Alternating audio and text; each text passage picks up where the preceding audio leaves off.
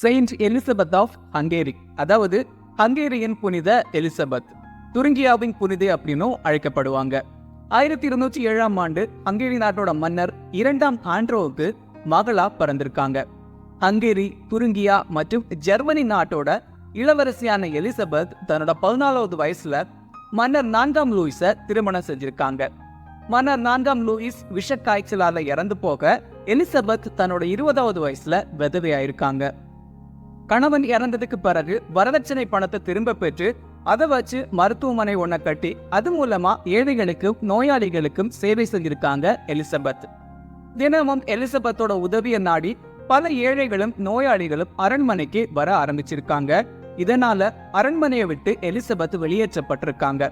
ஆடம்பரமான வாழ்க்கையை துறந்து சன்னியாச வாழ்க்கை வாழ ஆரம்பிச்சிருக்காங்க. 1228ஆம் ஆண்டு பிரான்சிஸ்கன் சபையில சேர்ந்திருக்காங்க. அந்த காலகட்டத்துல அந்த நாட்டுல பெரும் வெள்ளம் வந்து விளைநிலங்கள் நாசமாகி பஞ்சமும் கொடிய நோய்களும் வர ஆரம்பிச்சிருக்கு.